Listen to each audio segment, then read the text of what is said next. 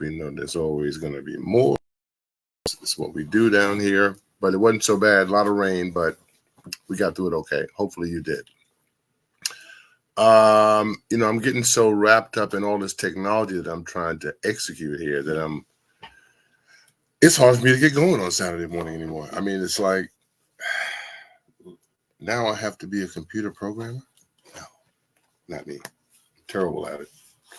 But anyway, what we have this week is football season starting. What we had last night, and I think the night before, there was some NFL preseason games going on. Can you, yeah, there was some preseason games going on. Of course, the Olympics is going on as well. And then there's high school football, which has already kicked off when you think about it, because I was watching some recordings last night on Facebook of, guys who are, teams who are playing scrimmages right now, scrimmages and jamborees. So I got to see a little bit of that last night.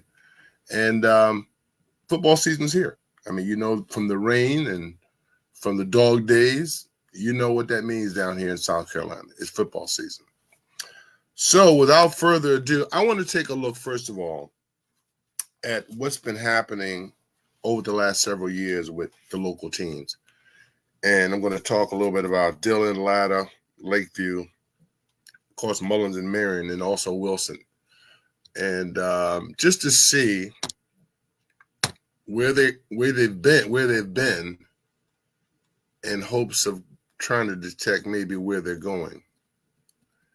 And looking back from way back in 2000 and, oh boy, it's a lot of history here. Taking a quick look at 2023-24 for Marion. Of course, Brian Hennessy is the coach. They played Region 8. The overall record last year was 10-2. 4-0 in the region. Of course, they won the conference. They went to the playoffs. And very successful season for the Swamp Foxes. 2022-2023, they were 8-3, 4-0 in the region. Again, a conference championship there. 21-22, they were 8-1, 5-0 in the conference. And 2021, under Randall State, who's also back right now as an assistant, by the way. And they were 8-2 that year, 4-1, and they were ranked as high as number 4 in the state. Let's see.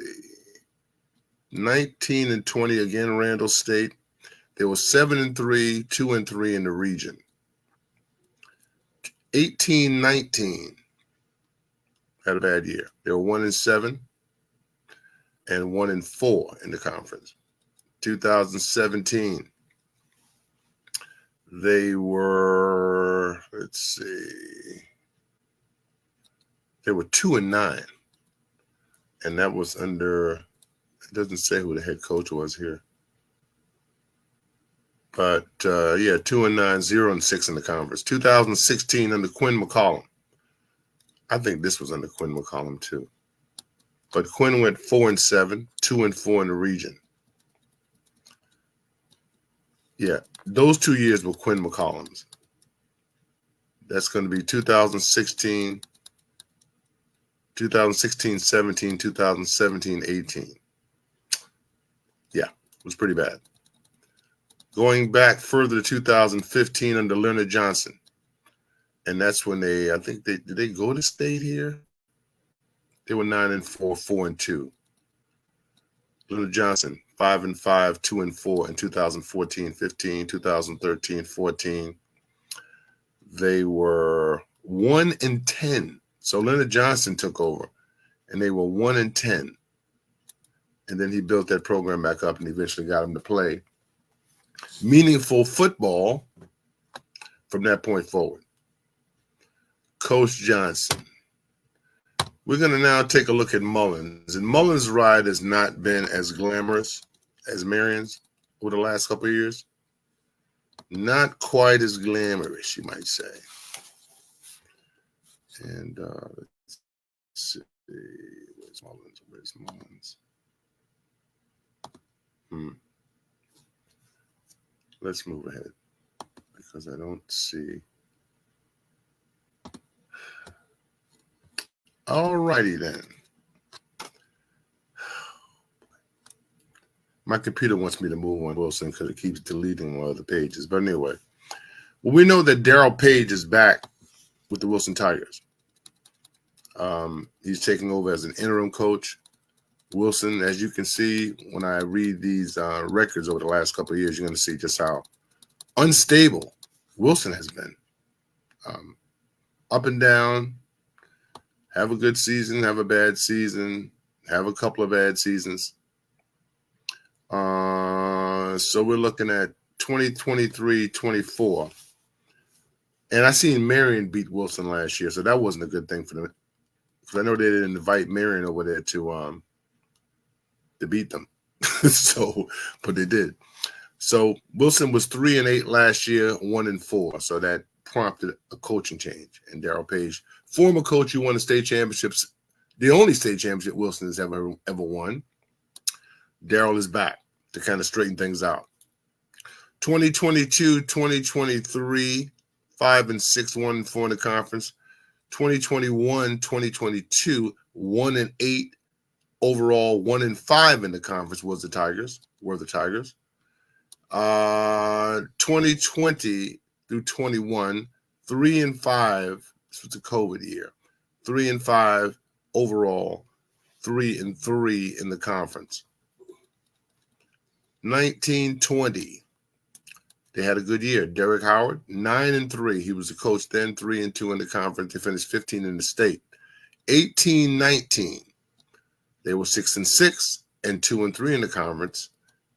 2017-18, Derek Howard still there, 6-5, 2-2 in the conference. 16-17, Thomas Balcom was his name, and he was 3-8 and 1-3 in the 2016-17 season. 2015, Chad Eady was the coach over there at the time, and he went 3-7 and winless in the conference. Not good. 2014-15, Chad Eady again, 6-6, 3-2. That wasn't too bad. 13-14, Chad Eady, 2-8, 1-4. I think we've gone back far enough. You get the picture with Wilson. They've been up and down, and they can't seem to get a coach there that is going to stay and build a program. So they had to reach back into the past to bring back Darryl Page. And I can attest to Darryl Page and what he has done for the Tigers over the years. He's a good friend of mine, and also an outstanding football coach and football mind. Okay. I want to take a look at Mullins, but I don't really see Mullins here. So what we'll do is we'll go on to our next chosen one. How about Dylan? Latta. He's Latta. Okay. Take a look at our neighbors from up the road there. I say up the road because Latta is north of here. And going back to when? Okay. 23-24. And I know that Bobby Richardson is signed on, I believe, to be one of the coaches on this team this year, a prominent coach as well. Bobby's a little guard from Latta, played with Raymond Felton, great little shooter, great kid. And now he's into coaching, and he's doing a fabulous job. I think he's coaching the girls too, girls basketball. Looking at Brandon Eisman, 23-24, he's going to be the coach. He was the coach for Latta. They went 9-2 and 4-1 in the region. That's not too shabby. 22-23, they were 6-5, 2-2 in the conference. 21-22, they were 1-9 and 1-4 in the conference. 2021, they were 1-2. That's the COVID. 2021, 1-2 and 1-2 in the conference. They only played conference game. 2019, 20, they were 3-8, 2-5 in the conference under Eisman. 5-5 in 18-19, 3-3 in the conference. 17-18, 7-5, 3-3. Not too bad. 16-17, 8-4. Solid season. Another one in 15-16, 9-4. Why don't I know Brandon Eisman? If he's been there that long. 2014-15, overall 3-8. And they don't have a coach. I guess they were making their coaching change there. Let's see what Dillon did. And Dillon has probably been, well, no doubt they've been the premier team in the PD area pretty much for the last several years, going back 10, 15 years. Dillon is probably the team with the best record in history. They still got Jackie Hayes' name up here on Max Prep, but Jackie's not here anymore. I think his name is Kevin Rollerson now. He's the new head coach over at Dillon. But in 2022-23, Dillon went 13-1, 5-0 in the conference, and ranked number 3 in the state. 2021-22, they were 9-1, 4-0 in the conference, ranked number 3 in the state. 2020-21, they were 6-1 in the COVID-shortened season, 4-0 in the conference, ranked 10 in the state. 1920, Dillon was 12-2, 4-1 in the conference, and they were ranked number 3 in the state. 18-19, Dillon was 12-1, 5-0 in the conference, ranked number 2 in the state. 2017-18, another stellar season, this time a state championship. 15-0 for Dillon, 5-0 in the conference, ended the season as the number 1 team in the state and won state championship. 2016, 13-2, 5-0 in the region. They ended up with a number 2 ranking in the state. I think they lost in the state championship or something like that. 15-16, unbeaten, 14-0, 5-0 in the conference. And they were ranked number 1. So,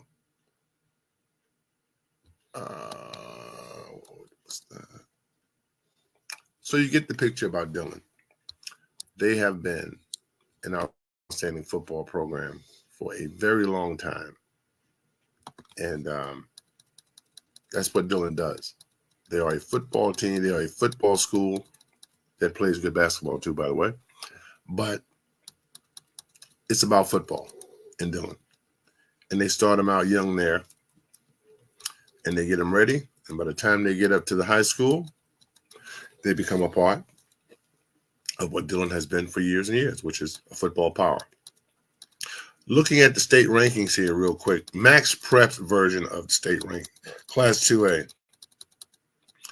And the number 1 ranked team preseason this year is going to be Chester. They're going to be followed by Clinton, Strom-Thurmond, Fairfield Central, Hampton County, Philip Simmons, Barnwell is considered number 7. Then you have Batesburg, Leesville at 8, Saluda at 9, Andrew Jackson at 10. We've seen a lot of Andrew Jackson in the last few years. I'm sick of them because they've been eliminating people, including Marion, I believe, a couple years ago.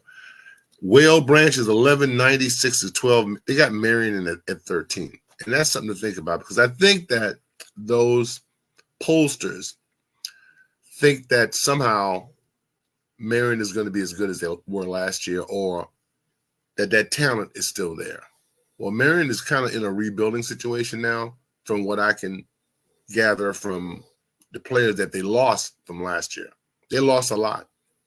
You know, they got at least 2 guys playing Division I football this year, including Squirt and Tyshawn Sanders.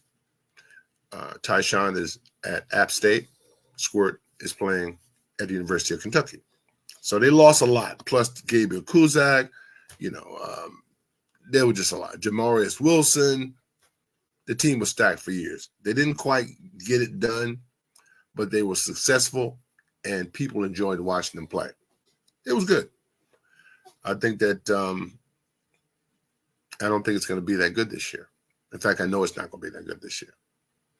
I don't know how good they're going to be, but we'll have to wait and see. It's going to be a young crowd, and the coaches are going to really have to put the effort in to get those kids ready.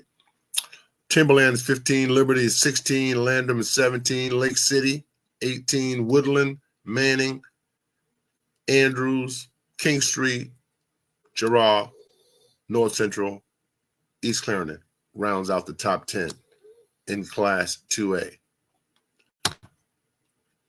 Looking at Class 3A, I think. Yeah, this Class 3A. Yes, it is. So this is where Dylan lives now. Belton Honea Path is ranked number 1, followed by Oceanside Collegiate, Christchurch Episcopal, Chapman, Pendleton, Powdersville, St. Joseph Catholic out of Greenville is ranked number 7, followed by Broome. Dillon is coming in at 9. And then there's Silver Bluff, Newberry, Hanahan, Loris, Crescent, Keenan, Southside Christian, Woodruff, Walhalla, Palmetto, and Marlborough County round out the top 20. So I'll take a break right now, and I will talk about what I'm seeing with the Olympics. There's a lot to see. You've got the USA basketball team who, they've had some struggles early on. They were not playing great. They weren't blowing people out as a lot of people kind of hoped and expected that they would. I don't know why anyone would expect that. Basketball has grown globally. We owe it to America that it has. But now that the rest of the world is playing basketball on a level that they can compete with America, people are a little nervous about that. See, I'm not. Because my vision is a global NBA. An NBA that touches every one of the continents, with teams from China, teams from European teams, and have it in different divisions, a European division, a Far West division, and then after all of that, have a global world championship. Not to be confused with the so-called amateur world championships. I'm talking about a global NBA championship. And if you look at the quality of basketball that's being played, it's pretty awesome. I mean, America won a game the other day that they trailed for 35 plus minutes of a 40-minute game. And they came back to win. Now, I know a lot of people know that I'm not a LeBron James fan. But as I said, I'm supporting LeBron James. I'm rooting for him as hard as I can during this Olympic tournament. And he's played well. Right now, he's probably the leading candidate to be the MVP of the tournament. Even though he hasn't played great, but he played well, and he played well enough to help his team win. Now, Steph Curry, my guy, who's been terrible during this whole run here, averaging about 7 points a game. And then the other day happened.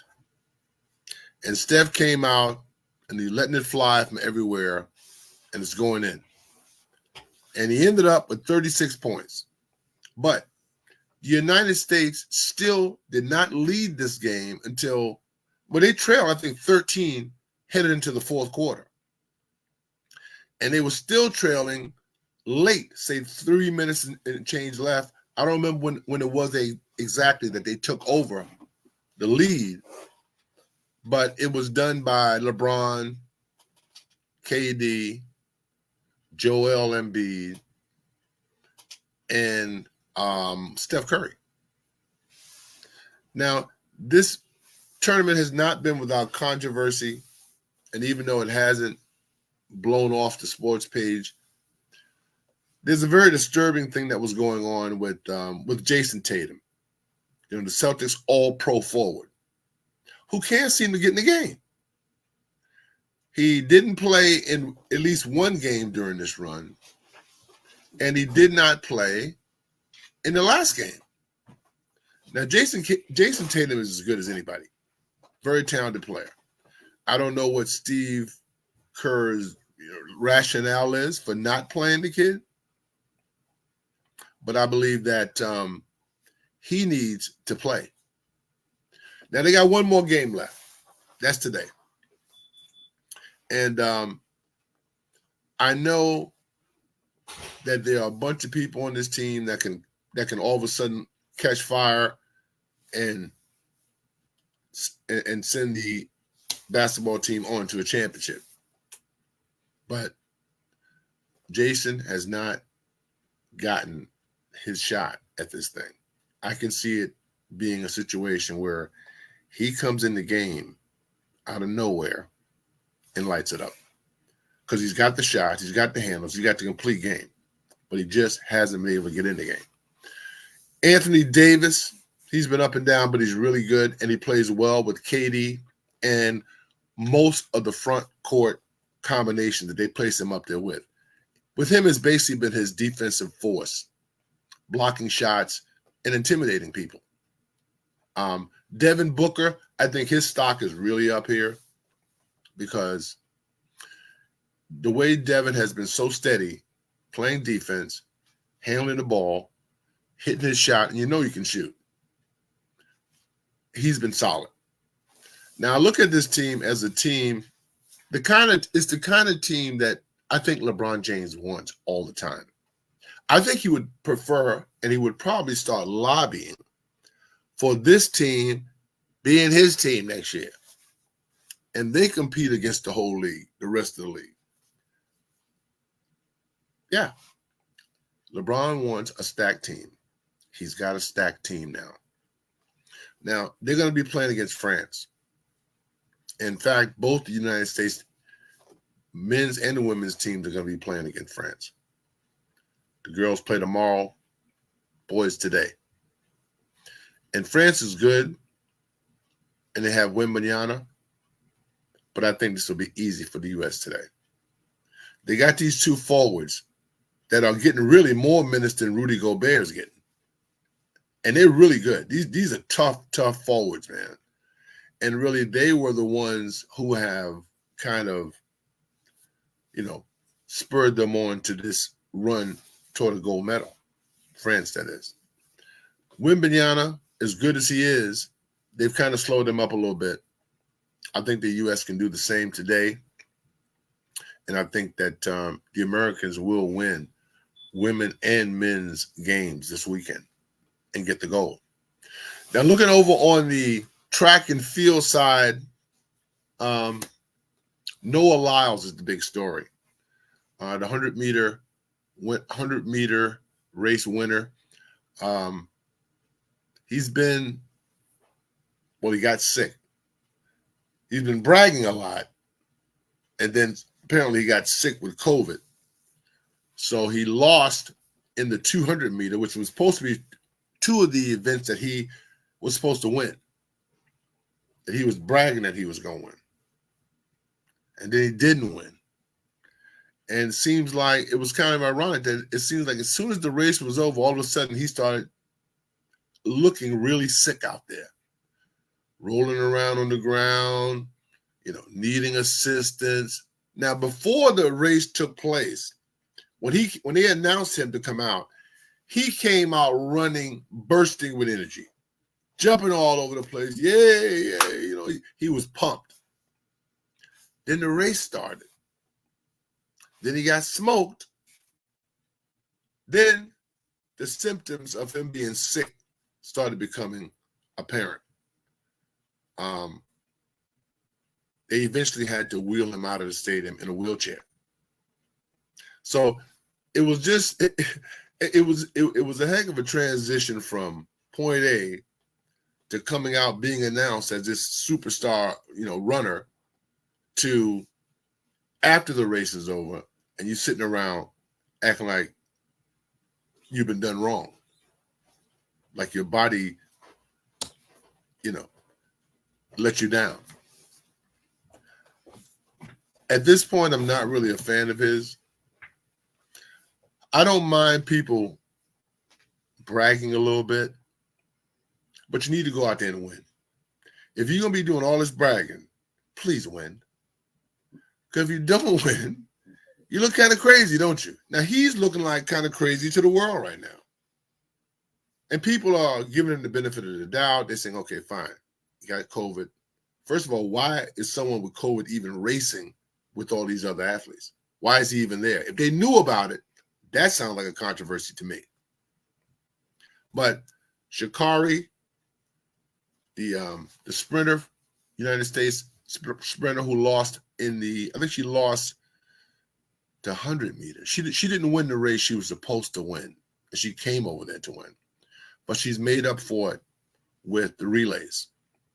And she finished off and got to help the United States get the gold last year when she, finished off I think it was the 4x100. And so congratulations to Sha'Carri. And congratulations to all the others who have won. This thing is going to be over tomorrow. Closing ceremonies are tomorrow. And I hope by that time, the men's basketball has been wrapped up. Women's basketball has been wrapped up. And America has been crowned champions. I love the Olympics. I always have. I think I'll probably watch more Olympic events this time than I ever have. I've been searching around on channels and trying to find what events were going to be on what channel. And as I was surfing, I found the Mother Lode. I found a section just for Olympic games. They had about 15 or 20 channels there just for Olympic coverage. And once I found that, I was good.